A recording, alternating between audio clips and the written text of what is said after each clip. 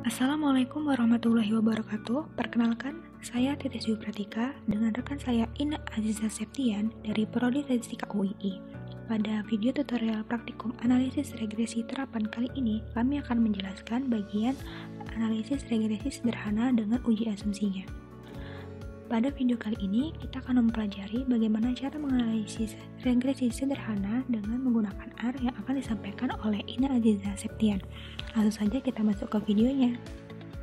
Bismillahirrahmanirrahim. Assalamualaikum warahmatullahi wabarakatuh. Pada video kali ini akan dijelaskan mengenai tutorial praktikum materi analisis regresi linier.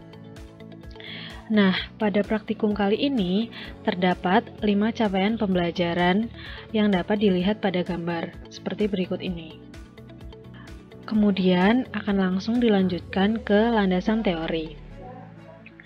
Analisis regresi adalah metode yang umum digunakan untuk memperoleh fungsi prediksi untuk memprediksi nilai-nilai variabel respon Y menggunakan variabel prediktor X1, X2, sampai XK. Graybill 1994. Mengapa disebut analisis regresi linier? Karena grafik yang menunjukkan hubungan variabel respon Y dan variabel prediktor X membentuk garis lurus.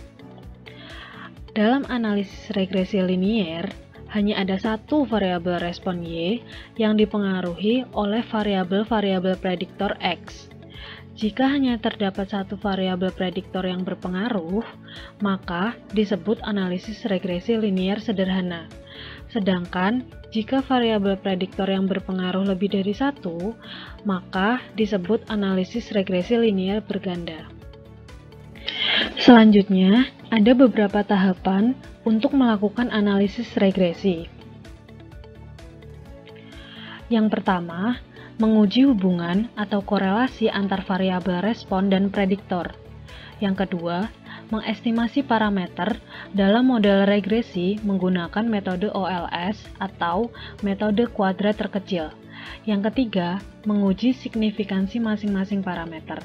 Yang keempat, jika ada parameter yang tidak signifikan atau ada asumsi yang tidak terpenuhi, maka analisis dilakukan kembali mulai dari tahap 1. Dan yang terakhir adalah interpretasi dari model yang diperoleh. Selanjutnya, kita akan masuk ke analisis regresi linier sederhana. Analisis regresi linier sederhana terdiri dari satu variabel respon dan satu variabel prediktor. Analisis ini digunakan untuk seberapa besar pengaruh perubahan variabel prediktor terhadap variabel respon. Nah, untuk model regresinya sendiri yaitu YI sama dengan beta 0 plus beta 1 X1 plus epsilon I. Dengan beta 0 dan beta 1 merupakan parameter regresi, epsilon I merupakan faktor acak atau error. Nah, persamaan regresinya sendiri yaitu YI topi sama dengan beta 0 plus beta 1 X1. Dengan beta 0-nya itu merupakan intercept, beta 1-nya itu merupakan kemiringan. Nah, pada analisis regresi linier sederhana itu memiliki beberapa asumsi model linier, yaitu yang pertama, bentuk hubungannya linier. Yang kedua, sisaan adalah peubah acak yang bebas terhadap nilai X. Yang ketiga, sisaan merupakan peubah acak yang menyebar normal dengan rataan 0 dan ragam yang konstan. Dan yang terakhir merupakan sisaan yang tidak berkorelasi satu sama lain. Setelah itu, kita akan langsung masuk ke studi kasus. Nah, alat dan bahannya untuk analisis regresi sederhana ini merupakan laptop atau komputer yang terinstal R dan RStudio. Sedangkan bahan yang digunakan adalah data biaya produksi dan volume penjualan pada tabel 2.1 atau data yang digunakan untuk praktikum sebelumnya. Nah, ini nanti untuk menjawab pertanyaan apakah biaya produksi yang dikeluarkan oleh toko mempengaruhi volume penjualan yang dihasilkan. Berikut ini merupakan data yang akan digunakan untuk praktikum kali ini. Terdapat variabel promosi dan volume penjualan. Selanjutnya, akan dijelaskan mengenai prosedur kerja analisis linier sederhana menggunakan software R. Untuk menginput data yang telah ada, digunakan sintaks seperti berikut ini. Kemudian, pilih data yang akan digunakan. Setelah itu, kita panggil datanya. Nah, di sini kita punya variabel biaya promosi dan juga volume penjualan. Untuk mengambil salah satu variabel, digunakan perintah dolar seperti ini ya. Dan biaya promosi akan diberi nama X, sedangkan volume penjualan diberi nama Y. Kita run sintaknya.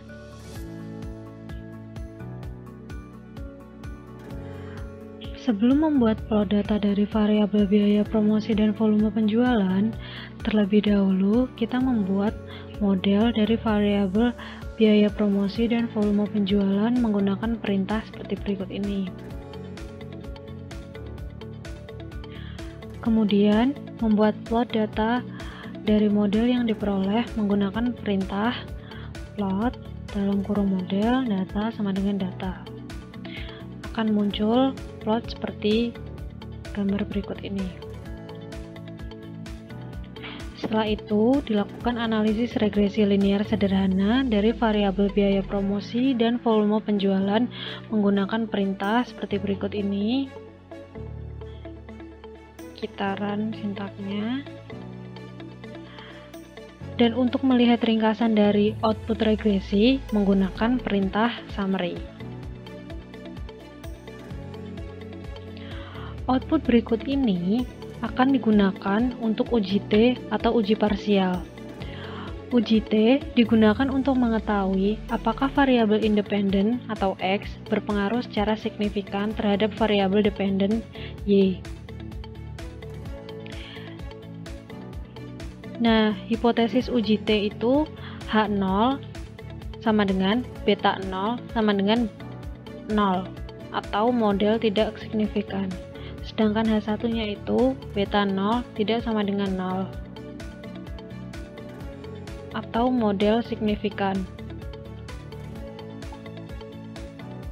Di sini kita mendapatkan p-value dari X itu sebesar 0,000815, yang artinya itu dia tolak H0 karena nilainya kurang dari alfa, sehingga kesimpulannya adalah X1 berpengaruh nyata terhadap variabel respon Y. Kemudian, di sini juga terdapat multiple R-square atau koefisien determinasi.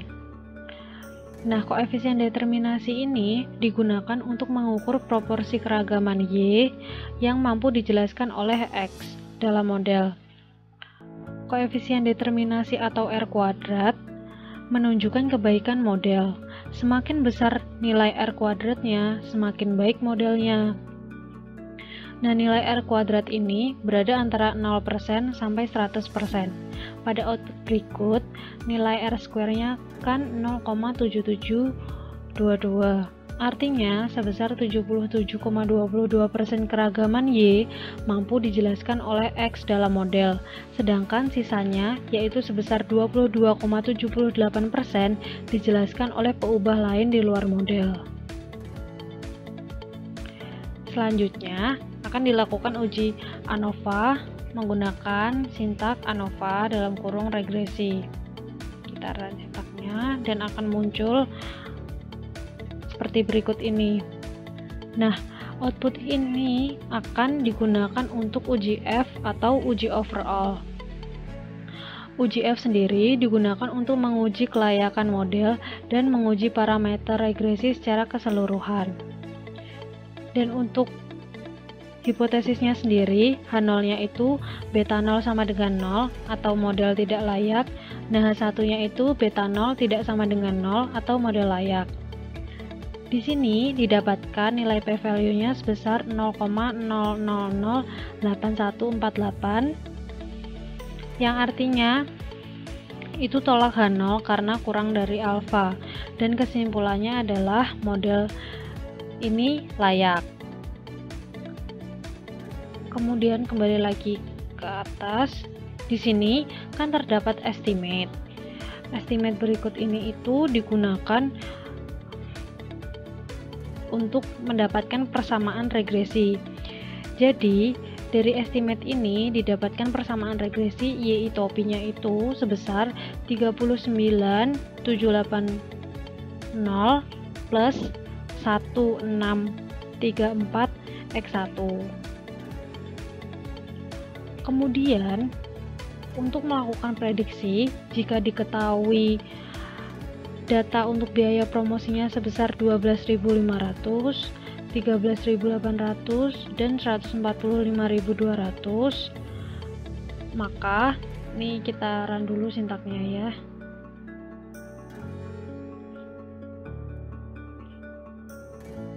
Nah, akan muncul output seperti berikut ini. Jika biaya promosinya sebesar 12.500, maka prediksi dari volume penjualannya itu sebesar 60.197,12 dan seterusnya. Jika digambarkan plot dari data dan garis regresi, diperoleh dengan perintah sebagai berikut.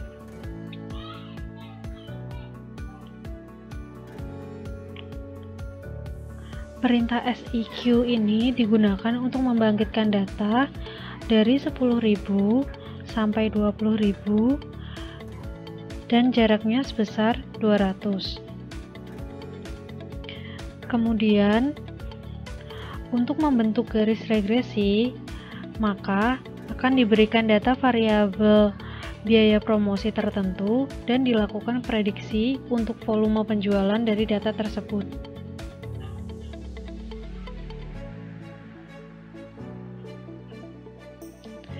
Setelah itu, kita akan membuat plotnya. Nah, akan muncul gambar seperti ini, yang titik-titik pada gambar ini itu menunjukkan hubungan antara biaya promosi dan volume penjualan. Sedangkan garis biru ini menunjukkan garis regresi dari model yang dihasilkan. Bagaimana teman-teman dengan penjelasan mengenai analisis regresi linear sederhananya? Insya Allah lancar ya. Selanjutnya, kita akan mempelajari bagaimana melakukan pengujian asumsi dari model yang kita dapatkan yang akan ada di video selanjutnya. Sampai jumpa. Wassalamualaikum warahmatullahi wabarakatuh.